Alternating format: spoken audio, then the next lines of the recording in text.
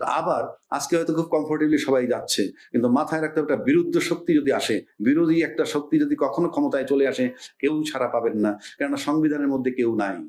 সবাই সংবিধানের দোহাই দিয়ে চলতেছেন, সংবিধানের মধ্যে কেউ নাই। এই সংবিধানের ভিতরে অন্তর্বর্তীকালীন সরকারের কথা নাই, এই সংবিধানের ভিতরে তত্ত্বাবধায়ক সরকারের কথা নাই, এই সংবিধানের ভিতরে 2026 ফেব্রুয়ারিতে নির্বাচন হবে সেই কথা বলা নাই। এই সংবিধানের ভিতরে বলা আছে কি সংসদ ভেঙে গেলে পরবর্তী 90 দিনের মধ্যে নির্বাচন করবেন, কোনো কারণে না হলে আরো 90 দিনের মধ্যে। তারপরে বলা নাই আপনার যখন মন চায় তখন নির্বাচন করবেন। তাহলে এই সংবিধানের দোহাই যদি আপনারা দেন, তাহলে সংবিধানে যে নির্বাচন নাই সেই নির্বাচনে আপনারা কিভাবে অংশগ্রহণ করলেন? এটা প্রশ্ন আসবে। গণভোটের প্রস্তাব কিন্তু বিএনপির তরফ থেকে আসছিল। তারপরে একটা বিতর্ক হইল কি, যে নির্বাচনের আগে গণভোট, জামাতের দাবি ছিল, বিএনপি বলছিল নির্বাচন এবং গণভোট একই দিনে হবে। ফাইনালি নির্বাচন এবং গণভোট একই দিনে, এবং প্রেসিডেন্ট একটা আদেশ জারি করছে। সেই আদেশে বলা আছে 2টা শপথ নিতে হবে, একটা শপথ নেবে সংসদ সদস্য হিসেবে, আর একটা নেবে সংবিধান সংস্কার পরিষদের সদস্য হিসাবে। তারেক রহমান সাহেব বারবার বলেছেন নির্বাচনের মধ্যে ধানের শীষে যেভাবে তোমরা সিল দিবা, একইভাবে গণভোটের পক্ষে হাতে ভোট দিবা। এবং বিএনপি জিতছে, আমি মনে করি তারেক রহমান সাহেবের ওই এক বক্তব্যে গণভোটে জয়লাভ করছে। যেই গণভোট আপনি মেনে নিয়েছেন, সবাই আইনের কথা বলেন, কিন্তু আপনি যেটা দলমত নির্বিশেষে টোটাল বাংলাদেশ সবাই মেনে নিলেন, সব দল মেনে নেওয়ার পর গণভোটে গেছেন, এখান থেকে আপনি সরে যেতে পারবেন না। সবাই যখন সমঝোতার ভিত্তিতে যেটা মেনে নিবেন, সেখান থেকে আপনি সরে আসার কোনো পথ নাই। আর যদি বলেন যে 2বার, এখন একটা কথা আসছে 2বার শপথ তো রাষ্ট্রপতি যে ডাইরেকশনটা দিচ্ছে তার ভিতরে আছে। কেউ কেউ বলেন সংবিধানে 2টা শপথ নাই, ওই সংবিধানের তো গণভোট আসে নাই। এটা তো জনগণের ডিজায়ার, সবার সম্মিলিত প্রয়াস, সবাই চাইছেন। রাজনৈতিক দলগুলো 8 মাস স্ট্রাগল করেও যখন সমাধানে আসতে পারেন নাই, তখন এটা গণভোটে গেছে, এবং গণভোটে যাওয়ার পর এখানে আসে। এখান থেকে আপনি সরে যাবার পথ নাই। এখন যদি আপনি সরে যান, আপনি 2/3 মেজরিটি নিয়ে যারা ক্ষমতায় আসছেন, তারা যদি ভাবেন আমি মানলাম না, মানলেন না, নো ম্যাটার। বাংলাদেশে তো নতুন কিছু না। বাংলাদেশে এরকম এমন হইতে যে নতুন না, এটা পুরনো, এরকম অতীতে হয়েছে। আপনি মানবেন না, মানবেন না। আপনি জনগণের প্রতিশ্রুতি দিচ্ছেন যে এটা গণভোটে যাবে, জয়যুক্ত হলে মেনে নিবেন। প্রতিশ্রুতি যদি না মানেন, না মানবেন। কিন্তু প্রশ্ন হচ্ছে, যদি এই প্রতিশ্রুতি আপনি না মানেন, তার যে কনসিকুয়েন্স কি হবে সেটা সময় বলবে।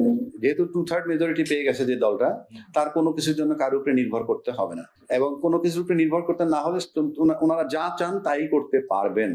এবং যা চান তাই করতে পারবেন, এর ভিত্তিতে যদি যা চান তাই করেন, তার পরিণতি আমরা অতীতে যেটা দেখছি ভালো কখনো হয়নি। জামাত এবং এনসিপি তারা যে 11 দলীয় জোট করছে, এখানে একটা জিনিস লক্ষণীয়, যে বিরোধী দল হিসাবে তারা জামাত কিন্তু আপনার সিঙ্গেল মানে নিজেরা শুধু নির্বাচন করে মাত্র 3টা সিট পেয়েছিল, আর জোটে গিয়ে বিএনপির সাথে একবার 14টা একবার 18টা পেয়েছে। 3টা সিট যে জামাত পাইতো, তারা 68টা সিট পেয়েছে। এটা অলমোস্ট প্রায় 23 গুণ। এটা কিন্তু বিশাল ডেভেলপমেন্ট। আর যে রেকর্ড আছে তাতে প্রায় 52-53টা সিটে 70 ভোট থেকে 5000 ভোট এই ব্যবধানে হারছে, এবং তাদের মোট ভোট কাস্টিং এর ভোট পেয়েছে 31%। এই 31% ভোটার জামাতকে যারা দিছে, তারা যে সবাই জামাত করে সেটা আমি যদি নাও বলি, বাট দ্বিদলীয় শাসন ব্যবস্থা দেখে সে কারণে তারা হয়তো তৃতীয় একটা শক্তি দেখতে চেয়েছিল। ক্ষমতায় আসতে পারেনি সেটা ভিন্ন কথা, তা নাহলে এত ভোট তাদের পাওয়ার কথা নয়। এখন যারা ভোট দিছে আশাবাদী হয়ে, সেই ভোটারগুলো কিন্তু মানসিকভাবে তাদের সাপোর্ট দিবে। মানে আপনি এবারের বিরোধী দলটা কিন্তু কাস্টিং ভোটের একটা বিরাট অংশের ভোটারদেরকে নিয়ে বিরোধী দল। সুতরাং তারা হয়তো চিন্তা করতেছে এইটা, যে আমরা পার্লামেন্টে শুরু করব আমাদের যাত্রা, আমাদের বিতর্ক, পার্লামেন্টে বিতর্ক শুরু করবে। এবং গণতান্ত্রিক দেশ হিসেবে আমিও আশা করি পার্লামেন্টের থেকে বিতর্ক শুরু হোক কঠিনভাবে। এবং তারা একটা বলছে যে তারা শ্যাডো গভর্নমেন্ট করবে, এবং শ্যাডো গভর্নমেন্ট তো আপনি ভালোই জানেন, প্রতিটা মন্ত্রণালয়ের সাথে কাউন্টার একজন মন্ত্রী, একজন সরকারি হিসাবে মন্ত্রী হতে পারে, আর এমনি শ্যাডো গভর্নমেন্ট। সুতরাং তারও প্রিভিলেজ থাকবে, প্রত্যেকটা দপ্তরের খবর সে নিতে পারবে, নিয়ে সেখানে যদি বিতর্ক শুরু করে পার্লামেন্টে, ভালো। যদি এই বিতর্কের মধ্যে থেকে গণতান্ত্রিক চর্চা চলতে থাকে, ভালো। আর যদি 2/3 মেজরিটি পাওয়ার কারণে সবাইকে উপেক্ষা করে, আলটিমেটলি উপেক্ষা করতে থাকে, তাহলে তো আমরা অতীত সরকারের সাথে এদের কোনো পার্থক্য দেখব না যদি এটা করেন। কিন্তু আমরা চাই না সেই ঘটনাগুলো পুনরাবৃত্তি হোক। এই কারণে বলছি, বাংলাদেশের ইতিহাসে প্রশাসনকে ব্যবহার করে সবচেয়ে ক্ষমতাশালী সরকার যিনি হয়েছিলেন, তিনি শেখ হাসিনা। এত কঠিন ভাবে মানে সমস্ত সরকারি রাষ্ট্রীয় অর্গানকে ব্যবহার করে সরকারি পরিচালনা করা, ওনার চেয়ে শক্তিশালী কেউ এ পর্যন্ত হয় নাই। 2 নম্বর, তখন প্রশাসনকে সে এনশিওর করছে এইরকম যে আমি তোমাদের টপে আছি, আমি তোমাদের আশ্বস্ত করছি। এইভাবে পুলিশকে ব্যবহার করতে পারতেছে। পুলিশ ডাইরেক্ট তার সাথে যোগাযোগ ছিল। কিন্তু আমার কাছে অন্য কোন সরকার প্রশাসনকে শেখ হাসিনার মতো ব্যবহার করতে পারবে বলে আমার কাছে মনে হয় না। সেদিকটা বিবেচনায় করতে গেলে রাষ্ট্রযন্ত্রের উপরে শুধু রাষ্ট্রযন্ত্রের উপরে নির্ভর করে শেখ হাসিনা তো 15 বছর ছিল, সেরকম আরো কেউ যদি থাকার চেষ্টা করে, আমার কাছে মনে হয় সেটা খুব সহজ নয়। গণভোটের আলোকে আপনার সংস্কার করতে হবে। গণভোটের আলোকে সংবিধান সংস্কার করে তার ভিতরে আপনাদেরকে ঢুকতে হবে। তাহলে আপনি তো এই সংবিধানের মধ্যে ঢুকতেই পারবেন না। এই সংবিধানে বলা আছে, সংবিধানের 142 অনুচ্ছেদে বলা আছে 2/3 মেজরিটি পাইলে সে যে কোনো রকমের পরিবর্তন করতে পারে, সংস্কার করতে পারে।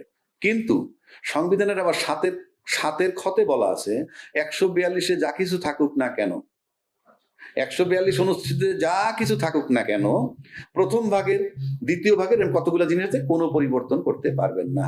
সেই প্রথম ভাগের ভিতরে যেমন আছে 4-এর ক, সেখানে কি যে বঙ্গবন্ধুর প্রতিকৃতি, বঙ্গবন্ধুর ছবি সমস্ত অফিস, আদালত, স্বায়ত্তশাসিত প্রতিষ্ঠান সর্বত্র এটা থাকতে হবে, আপনি পরিবর্তন করতে পারবেন না। যদি করেন তাহলে 7-এর 1 আর 2-এ বলা হয়েছে তাহলে রাষ্ট্রদ্রোহিতার শামিল হবে, রাষ্ট্রদ্রোহী হিসেবে আপনারা চিহ্নিত হবেন। শুধুমাত্র যারা উপভোগ করবে ক্ষমতা তা না, যারা সহায়তা করবে তারাও ওইটার ভিতরে পড়বে। সুতরাং পরিস্থিতি কঠিন। আপনি আইনগতভাবে সংবিধানে হাত দিতে পারবেন না, আপনি বেআইনি ভাবে ঢুকে বসে যেতে পারেন, চালাইতে পারেন। আইনগতভাবে আপনি সংবিধান এমন ভাবে করা, এটা যদি আপনি এই গণভোটের আলোকে সংবিধান সংস্কার পরিষদের সদস্য হিসেবে ওত নিয়ে সংস্কার কইরা না ঢোকেন, তাহলে আপনি সম্পূর্ণ বেআইনি থাকবেন। আবার আজকে হয়তো খুব কমফোর্টেবলি সবাই যাচ্ছে, কিন্তু মাথায় রাখতে একটা বিরুদ্ধ শক্তি যদি আসে, বিরোধী একটা শক্তি যদি কখনো ক্ষমতায় চলে আসে, কেউ ছাড়া পাবেন না। কেননা সংবিধানের মধ্যে কেউ নাই, সবাই সংবিধানের দোহাই দিয়ে চলতেছেন, সংবিধানের মধ্যে কেউ নাই। এই সংবিধানের ভিতরে অন্তর্বর্তীকালীন সরকারের কথা নাই, এই সংবিধানের ভিতরে তত্ত্বাবধায়ক সরকারের কথা নাই, এই সংবিধানের ভিতরে 2026-এর ফেব্রুয়ারিতে নির্বাচন হবে সেই কথা বলা নাই। এই সংবিধানের ভিতরে বলা আছে কি সংসদ ভেঙে গেলে পরবর্তী 90 দিনের মধ্যে নির্বাচন করবেন, কোনো কারণে না হলে আরো 90 দিনের মধ্যে। তারপরে বলা নাই আপনার যখন মন চায় তখন নির্বাচন করবেন। তাহলে এই সংবিধানের দোহাই যদি আপনারা দেন, তাহলে সংবিধানে যে নির্বাচন নাই সেই নির্বাচনে আপনারা কিভাবে অংশগ্রহণ করলেন, এটা প্রশ্ন আসবে। গণভোটের প্রস্তাব কিন্তু বিএনপির তরফ থেকে আসছিল। তারপরে একটা বিতর্ক হইল কি যে নির্বাচনের আগে গণভোট, জামাতের দাবি ছিল, বিএনপি বলছিল নির্বাচন এবং গণভোট একই দিনে হবে। ফাইনালি নির্বাচন এবং গণভোট একই দিনে, এবং প্রেসিডেন্ট একটা আদেশ জারি করছে। সেই আদেশে বলা আছে 2টা শপথ নিতে হবে, একটা শপথ নেবে সংসদ সদস্য হিসেবে, আর একটা নেবে সংবিধান সংস্কার পরিষদের সদস্য হিসেবে। তারেক রহমান সাহেব বারবার বলেছেন নির্বাচনের মধ্যে